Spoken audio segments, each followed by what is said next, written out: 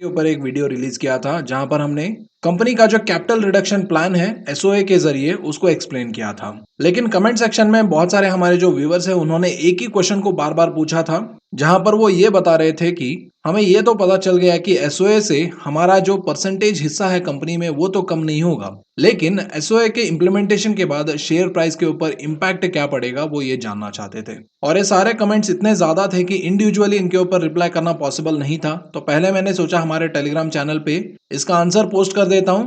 लेकिन बाद में मैंने सोचा ये एक अच्छा मौका है कुछ स्टॉक मार्केट के कोर कॉन्सेप्ट सिखाने का, तो इसलिए मैंने सोचा इसके ऊपर एक सेपरेट अपडेट वीडियो ही बना देते हैं। And by the way Telegram channel भी ज्वाइन कर लीजिए, अगर कुछ इंपॉर्टेंट अपडेट्स होते हैं तो मैं वहां पर आपको वो पोस्ट कर दूंगा। टेलीग्राम चैनल का ज्वाइनिंग लिंक वीडियो के डिस्क्रिप्शन में है। तो चलिए सबसे पहले एक क्विक रिकैप करते हैं एसओए के बारे में, जो हमने कल के वीडियो में भी डिस्कस किया था। तो एसओए से पहले कंपनी में मान लीजिए अगर आपने 16 करोड़ शेयर्स खरीदा है और कंपनी में टोटल आउटस्टैंडिंग शेयर्स 160 करोड़ है, इसके हिसाब से आपका होल्डिंग कंपनी में 10% बन गया। और वही आफ्टर एसओए के बाद, मतलब एसओए जब इंप्लीमेंट हो जाएगा तो उसके बाद आपका जो शेयर है वो 1:10 पे कम हो जाएगा, यानी 10 शेयर के बदले आपको एक शेयर मिलेगा, जिसके हिसाब से आपके 16 crore shares around 1.6 crore shares हो जाएंगे। और उसी हिसाब से ये जो टोटल आउटस्टैंडिंग शेयर्स है वो भी कम हो जाएंगे टू 160 करोड़ टू 16 करोड़। तो यानी अभी भी आपका जो हिस्सा है कंपनी में वो 10% है, तो यहाँ पर आपका जो परसेंटेज हिस्सा है, आपका जो होल्डिंग है कंपनी में, उसमें कोई भी चेंजेस नहीं हुआ है। फाइन, इतना तो आपको समझ आ गया होगा। और अगर आप नए हैं, आप इस वीडियो को पहली बार देख रहे हैं, तो मैं आपको रेकमेंड करूंगा कल हमने जो वीडियो रिलीज किया था उसको देख ले डिटेल्ड अंडरस्टैंडिंग के लिए। मैंने लिंक यहाँ पर ऊपर कार्ड्स में भी दे दिया है और आपको हमारे चैनल पे भी ये वीडियो मिल जाएगा। तो चलिए अभी देखते हैं कि ये जो एसओए होने वाला है इसका इम्पैक्ट शेयर प्राइस पे क्या पड़ सकता है। तो इसको समझने के लिए हम यहाँ पर एक आइडियल सिचुएशन डिस्कस करेंगे। तो यहाँ पर आइडियल सिचुएशन का मतलब क्या होता है, अगर कोई डिग्री कंप्लीट करता है तो आइडियली उसको नौकरी मिलना चाहिए, लेकिन इसकी कोई गारंटी नहीं रहती कि आपने जस्ट बिकॉज डिग्री कंप्लीट किया है तो आपको नौकरी 100% मिलेगा। इसकी कोई गारंटी नहीं रहती है, लेकिन आइडियली अगर कोई डिग्री कंप्लीट करता है तो उसको नौकरी मिलना चाहिए। तो ये होता है आइडियल सिचुएशन। और अभी हम 3i के केस में भी एसओए का इम्पैक्ट इसके शेयर प्राइस पे क्या पड़ेगा इसको समझने के लिए एक आइडियल सिचुएशन देखते हैं। तभी मान लीजिए ideal situation, company around 100 crore का नेट प्रॉफिट कमा रहा है। फॉर एग्जांपल, ये सिर्फ हाइपोथेटिकल सिचुएशन है। तो कंपनी अराउंड 100 करोड़ का नेट प्रॉफिट कमा रहा है और कंपनी का प्राइस टू अर्निंग्स रेशियो 20 है, राइट। और किसी भी कंपनी में प्राइस टू अर्निंग्स रेशियो कौन तय करता है, इसका बिजनेस तय करता है। अगर बिजनेस बहुत बढ़िया है, अच्छा सा नेट प्रॉफिट ग्रो हो रहा है, सेल्स ग्रोथ हो रहा है, कंपनी के ऊपर डेट कम है, कंपनी का ब्रांड वैल्यू अच्छा है, इन सारे और भी बहुत सारे जो बिजनेस पैरामीटर्स होते हैं उनको कंसिडर करके इन्वेस्टर्स ये तय करते हैं कि अगर ये 1 रुपए कमाता है तो इसके ऊपर मुझे कितना ज्यादा एक्स्ट्रा पैसा देने के लिए मैं तैयार हूं। अगर 1 रुपए ये कमाता है, अर्निंग्स पर शेयर 1 रुपए है, तो इसके लिए मैं अगर 5 रुपए पे करने के लिए रेडी हूं शेयर मार्केट में, तो इसका प्राइस टू अर्निंग्स रेशियो 5 हो जाता है। अगर 1 रुपए के अर्निंग पे अगर मैं 10 रुपए पे करने के लिए रेडी हूं तो ये 10 पी पे ट्रेड कर रहा है, ऐसा हम बताते हैं। और अगर कोई बहुत ही बढ़िया बिजनेस है जैसे कि हिंदुस्तान यूनिलीवर है, तो उस केस में हिंदुस्तान यूनिलीवर अगर 1 रुपए कमाता है तो उसके ऊपर मैं 60-70 रुपीज तक देने के लिए तैयार रहता हूं।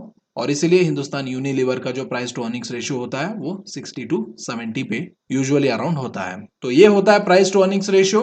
और मैंने प्राइस टू अर्निंग्स रेशियो के बारे में इसीलिए बताया है क्योंकि एसओए से price to earnings ratio impact नहीं होना चाहिए, क्योंकि प्राइस टू अर्निंग्स रेशियो जो होता है उसको बिजनेस तय करता है और उसमें एसओए का किसी भी तरीके का आइडियली कुछ इंपैक्ट होना नहीं चाहिए। तो अभी एसओए से पहले क्या है, total number of outstanding shares कितने थे, अराउंड 160 करोड़ थे।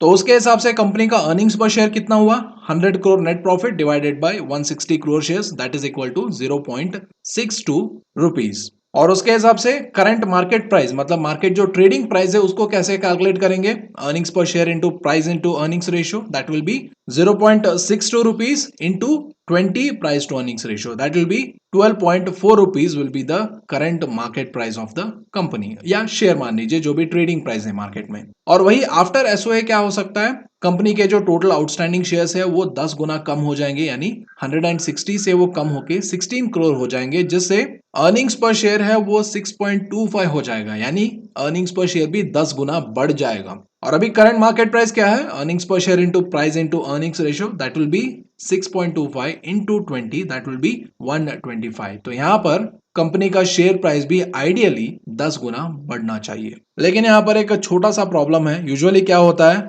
आइडियल सिचुएशन रियल सिचुएशन का इक्वल नहीं होता है, because ideal situation are usually not equal to real situation, क्योंकि रियल सिचुएशन में कुछ अनसीन पैरामीटर्स रहते हैं जिसकी वजह से आइडियल सिचुएशन का जो बैलेंस है वो बिगड़ जाता है। आपको मैंने एग्जांपल बताया था, अगर किसी ने डिग्री कंप्लीट किया है तो आइडियली उसको नौकरी मिलना चाहिए। लेकिन अगर उस टाइम इकोनॉमी में रिसेशन चल रहा है और अभी कोविड का पैंडेमिक आ गया और ऐसे रीजंस की वजह से आइडियली जैसा किसी को काम करना चाहिए वैसा काम कभी कभी नहीं होता है। और ऐसे ही मैंने दो सिचुएशंस 3i के केस में भी देखा है, लेकिन और भी बहुत सारे सिचुएशंस होते हैं, लेकिन मैं सिर्फ दो ही सिचुएशन ऐसे देख पा रहा हूं। अगर आपके माइंड में भी ऐसे कुछ सिचुएशंस है तो कमेंट सेक्शन में उसको बताइए, ताकि आपके कमेंट्स पढ़ के बाकी सारे व्यूअर्स और हम भी आपके आउटलुक से कुछ सीख पाए। तो चलिए सबसे पहले अभी पहले आउटलुक के बारे में बात करते हैं, और वो है लो लिक्विडिटी ऑफ शेयर्स। क्योंकि जहां पर पहले 160 करोड़ शेयर्स रहते थे ट्रेडिंग के लिए, वो अभी रिड्यूस होकर 16 करोड़ शेयर्स हो जाएंगे। यानी पहले जहां पर 10 शेयर्स अवेलेबल थे ट्रेडिंग के लिए, तो अभी 10 के बदले सिर्फ एक शेयर ही अवेलेबल है।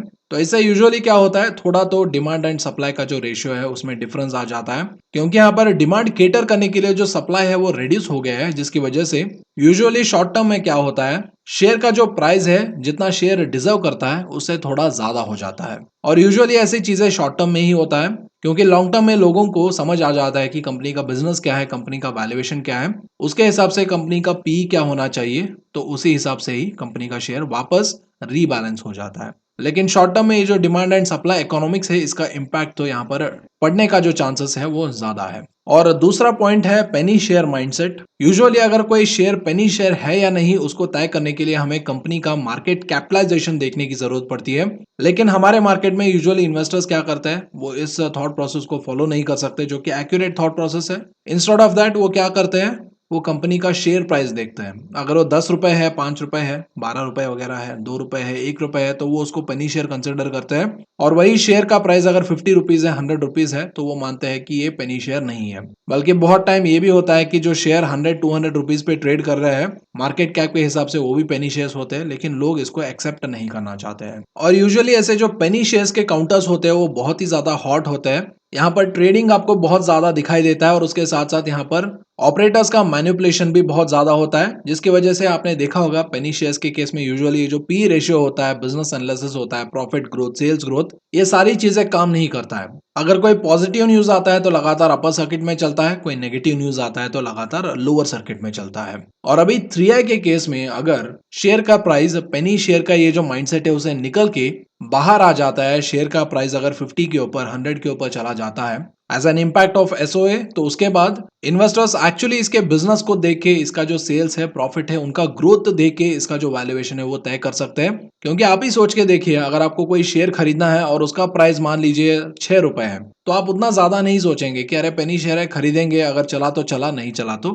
छोड़ देंगे। लेकिन वही अगर किसी कंपनी का शेयर प्राइस 100 रुपए है, 50 रुपीज है या 60 रुपीज है, तो आप दो बार सोचेंगे। आप इस कंपनी का प्राइस टू अर्निंग्स रेशियो देखेंगे, क्या कंपनी ओवर वैल्यूड है या अंडर वैल्यूड है, कंपनी का आप सेल्स ग्रोथ देखेंगे, कंपनी का नेट प्रॉफिट देखेंगे, कंपनी का डेट देखेंगे, कंपनी का रिटर्न ऑन इक्विटी देखेंगे, रिटर्न ऑन कैपिटल एम्प्लॉयड, ऐसे सारी चीजें आप चेक करने लगेंगे। तो उसके बाद यूजुअली क्या होता है, ऐसे कंपनीज में ये जो फेयर वैल्यूएशन होता है वो धीरे धीरे निकल के आता है। एंड यूजुअली पेनी शेयर्स जो होते हैं, ज्यादा से ज्यादा पेनी शेयर्स ओवर वैल्यूड होते हैं। According to the historical analysis, आप जाके 10-15 पेनी शेयर्स उठा लीजिए और उनका पी रेशियो कैलकुलेट करने की कोशिश कीजिए, तो पी रेशियो मतलब आसमान छू रहे होते हैं। ना हिंदुस्तान यूनिलीवर ना टीसीएस, इन कंपनीज का पी रेशियो उतना नहीं रहता है जितना इन पेनी स्टॉक्स का पी रेशियो रहता है। और इस रीजन की वजह से ये भी मानना थोड़ा मुश्किल रहेगा या इम्प्रैक्टिकल रहेगा कि अभी अगर मान लीजिए 3i इन्फोटेक का शेयर प्राइस 10 रुपए है, तो एसओए के बाद 100 रुपीज हो जाएगा, ऐसे अज्यूम करना भी यहाँ पर गलती वाली बात होगी। क्योंकि अभी जिस वैल्यूएशन पे 3i इन्फोटेक 10 रुपए पे ट्रेड कर रहा है, मान लीजिए उसका वैल्यूएशन 20 पी होगा, और एसओए के बाद इसका जो वैल्यूएशन है वो 20 पी के बदले ये 10 पी पे ट्रेड कर रहा होगा, जिसके हिसाब से कंपनी का शेयर प्राइस 100 ना होने के बदले 50 रुपीज भी हो सकता है। तो अभी यहाँ पर पैरेलली बहुत सारे पैरामीटर्स है जो 3i इन्फोटेक के शेयर प्राइस को इन्फ्लुएंस कर सकते हैं। और अगर आप इस शेयर को एनालाइज कर रहे हैं तो मैं स्ट्रांगली रेकमेंड करूंगा कि अभी हमने जो पॉइंट्स डिस्कस किया है, इसका जो आइडियल सिचुएशन डिस्कस किया है, लो लिक्विडिटी का इम्पैक्ट और ये जो पेनी शेयर का माइंडसेट होने का इम्पैक्ट जो वैल्यूएशन पे पड़ता है, उन सारी चीजों को डेफिनेटली कंसिडर करें। और यहाँ पर एक और बात ये भी रेकमेंडेड रहेगा कि ऐसे जो अनसर्टन सिचुएशंस होता है या ऐसे जो अनसर्टन स्टॉक्स होते हैं उसके ऊपर अगर आप इन्वेस्ट करना चाहते हैं तो उतना ही इन्वेस्ट करें जितना आप खोने के लिए रेडी है, क्योंकि अगर लो लिक्विडिटी की वजह से अगर प्राइस रैली करता है तो आप इस रैली को मिस भी नहीं करेंगे।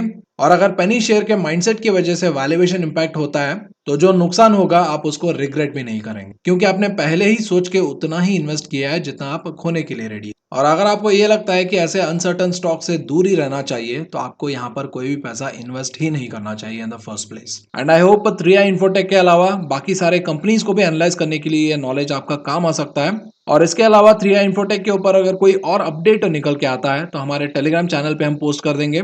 तो अभी तक आपने ज्वाइन नहीं किया है तो वीडियो के डिस्क्रिप्शन में लिंक है, उसके ऊपर क्लिक करके ज्वाइन कर लीजिए। और ऐसे कंटेंट आपके सामने लाने के लिए अगर आप हमारी टीम को अप्रिशिएट और मोटिवेट करना चाहते हैं तो वीडियो को लाइक कर दीजिए और कमेंट सेक्शन में उनके बारे में जरूर कुछ लिख दीजिए। तो चलिए मैं आपसे मिलता हूँ एक और इन्फॉर्मेटिव वीडियो में, तब तक के लिए this is Bhanushankar signing off.